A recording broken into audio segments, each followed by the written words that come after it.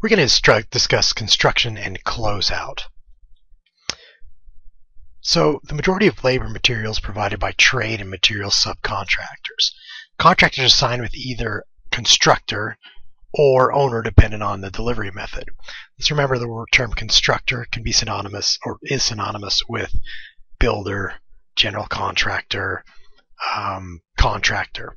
And the delivery methods are such things as construction manager, risk, design, bid, build, or the traditional method, design, build. For our purposes, we're going to discuss this thinking that we're kind of a construction manager at risk. In other words, the subcontractors will be directly contracted with us, not contracted with the owner. So constructors work to manage subcontractors to the agreed upon terms of a contract. In other words, we're going to make sure as the construction manager or general contractor that the subcontractors perform the scope of work in the amount of time that they agreed to at the cost that they have agreed to. So in subcontract, we'll find both first and second tier subcontracts. In other words, we may have our subcontractors who are handling concrete work, framing, HVAC, and then they may additionally have specialty subs that they're working with on down the line. But ultimately, we as the construction manager or general contractor are going to be responsible for the work of all those subs, specialty subs, suppliers. We're responsible for the entire project. So a standard field office organization is going to look something like this. The superintendent's going to be up on the top of the food chain. Then there's the field superintendent. This field superintendent is really going to follow up with what's going on with the craft superintendents, subcontractors, and direct hires. Now, direct hires would be, for example, laborers that our company hired and they work directly for us on the site. They're not employed by subcontractors. The main thing about this field organization is really the line of communication. In order to keep things clear and not have misunderstandings on a site, there needs to be a clear line of communication. So the superintendent is going to be the one who is communicating with the home office, with the scheduler, with the project controls people, the field engineers, and directly with the field superintendent, who, as we said earlier, is going to have his direct communiques. So in this role, the superintendent's going to discuss with the office issues related to the project. With the scheduler, he's going to have the expectation that the scheduler is going to be able to drive the entire schedule and know the schedules of the subcontractors, cost controls, and the field engineers. They're going to be keeping track of what's happening in the field, making sure that we're pertaining or following up on our scope of work, cost, and time. So when we have our construction company staffed, we're going to essentially have people in the home office who are performing a number of functions and people out at the field office who are performing a number of functions. The people in the field office are typically going to be working directly on the one project where they're physically located. They're going to be interested in the construction and organization of that particular project. The people in the home office may be overseeing a number of different projects at any given time. So as far as the staffing goes and the responsibilities, in the home office we can expect that they'll be preparing bid packages, pre-qualifying bidders. In other words, for example, looking at the subcontractors who are coming in and want to work with us, we'll do similar things as to what the owner did in vetting us as their contractor of choice. We'll be looking at is there insurance in place? Are they bondable?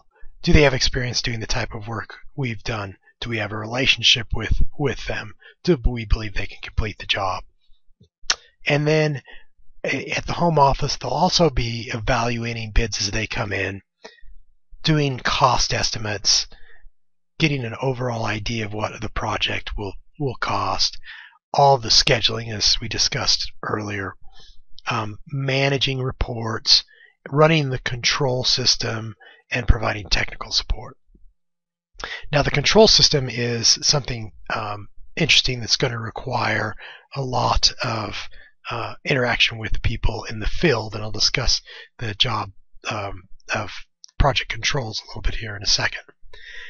The field office, what their responsibility is, once again, they're going to be actually on the job site. So if it were a commercial building, they'd be actually right there on the job site, managing and coordinating the work, watching for materials, seeing that subcontractors are getting access to the work and doing it in the order that they're supposed to be doing. Also out in the field office, we'll be administering testing services.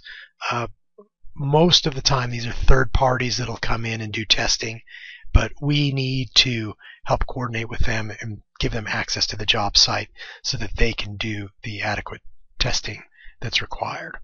So we'll also maintain job diaries out in the field office, and this can be as simple as each day recording what the weather is like, who's been on the job site, what materials arrived, what subs have been there, how much work has been completed.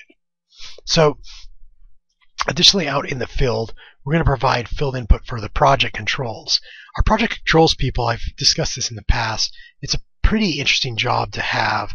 In the project controls, you're not necessarily an expert in any one given area, but you'll go and talk to the subs and talk to the people who are working on the site and see how their work is progressing. You'll also do some quality control. You'll counsel with your other field employees and people back at the office just to keep an idea of how things are going and making sure that the quality of the work that's being done is up to your standards. So we also want to maintain job safety. I would probably move this to number one of the responsibilities out in the field office. If you look at any construction company's website, the thing that you'll likely notice is that job safety is their number one concern. 100% safety record, 100% or zero injuries or zero tolerance on the job site. We want to keep people safe. We want to keep people alive. So another job with the field office will be to review and recommend progress payments. We'll look at how the subcontractors are coming along, and we'll pay them according to the work that they've accomplished. Additionally, out in the field, we're going to be obtaining progress reports, recording and monumentalizing the work that's been done, taking pictures, taking notes, and generally just keeping track of the work that's been done for the home office and for the owner. So this is an interesting observation. Construction operations can best be viewed as a material handling exercise. And this is certainly true. We want to keep materials on the site when we need them, and we don't want to be delayed by them. And a job site's best viewed as a factory. Raw materials are converted to a finished product. We have a little difference in that in most manufacturing situations, the building's in place, the items are brought to the building, and whatever they're producing is produced there. For us, we have a job site, and we're bringing all of the materials, and we'll erect the building. So an important part of this is the procurement phase. Now, procurement is that material handling side of it. And procurement includes everything from purchasing to looking at the shop drawings and approving them, following up on the fabrication of items, making sure that they're done in time for the job, for them to arrive on the job, the delivery of the items, figuring out what the cost of delivery will be, making sure that it'll be there just in time for us to need it when we need to use it, not to be late, and for its installation, testing, and eventual turnover to the owner. So another major part of this is the closeout documents. Now we'll have the closeout documents. We will have contemplated these at the beginning, actually before construction, when we're working out the contracting, when we're going through the plans and specifications. So even before the construction has started, we've thought about how we're going to be closing everything out and come to an agreement with the owner, architect, and all the parties involved. So closeout documents that we'll have are guarantees and warranties, certificates of completion, O&M manuals, which are operations and maintenance manuals, keying schedule, just where the keys are and what they go to, special parts and special tools, as-built we'll pass on, and lien waivers. So a couple things about these last three items. So spare parts, special tools, things that we'll be handing over to the owner. If you think of that like from kind of a custom home building side, there may be extra tile that they used when they were tiling the bathroom, or extra carpet, or items such as those that they will pass over to the owner when they're done with it. As-built are the final plans. When we're building a building, we get the plans for how we're going to build it. As we go along, we may run into some constructability issues and change the way the building was built. Well, it's important that those are reflected in some sort of documents, and so we reflect those in what we call as-builts. Lien waivers, very important to the owner. We will collect lien waivers as we pay all of our subcontractors and suppliers, and what they are doing is agreeing that they've been paid in full and they won't put a lien against the project. Once again, a lien is something that really protects the contractors, subcontractors. If they aren't paid, they're able to put the amount that's owed as a matter of public record on as a debt against the building, and if the owner ever goes to sell the building, those liens will have to be paid first. It's a very powerful tool, and we procure these lien waivers because it's such a powerful tool. So closeout and decommissioning of our field office. Some things that we'll do with our field office: we're going to inventory our equipment and supplies. We're going to change our field office address, make sure that any deliveries are sent back to the home office instead of the site once we've left the site. We're going to terminate any phone, radio, pager accounts that were specific to this particular job. We'll terminate rentals and leases. For example, if we have some heavy equipment that we've rented to do work on the site, we'll make sure that we return the rental equipment or terminate the leases. Demobilize office and take it off site. We'll return that probably to the home office or move on to the next job. And then we'll reassign our field personnel, and hopefully with those we are also moving them on to the next job. So closeout contracts. As I said earlier, these were contemplated before the construction project was even started. We're going to prepare a closeout schedule. We'll terminate the utilities. Typically we'll brought utilities temporarily to the site, and now we'll want those utilities put in the owner's name. We'll issue certificates of completion, and that will require the signing off of the owner, us as the contractor, like the architect as the owner's representative. We'll complete a punch list, and remember the punch list it's going to be those small items that after a final inspection weren't large enough to withhold a major portion of payment, but needed to be completed in order for the job to be accepted satisfactorily. So it might be chips on the wall we need to put paint in, or if there might be some missing coving, just smaller items that we need to check off.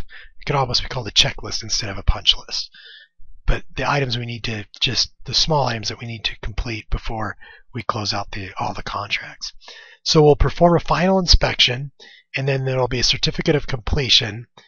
As I said, will be signed off by the owner's representative and us as the contractors.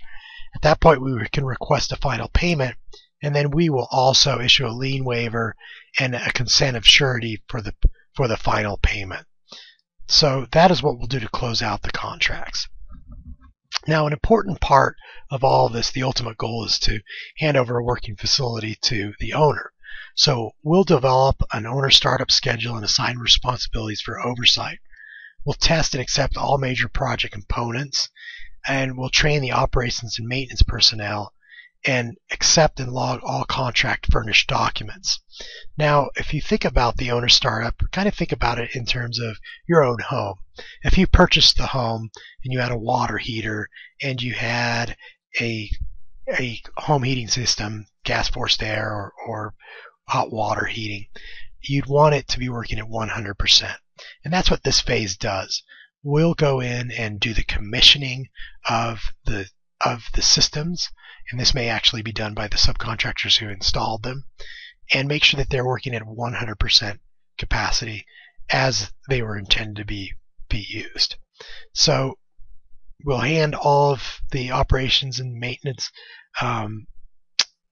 documentation over to the personnel, and they will then be able to move forward. Now, oftentimes these commissioning issues go on for several years afterwards, but we will not necessarily be involved. Frequently, you can hire commissioning agents as an extended contract, and they'll follow up. But we, as the contractors, are typically warranting our work for at least a year after we've completed the work.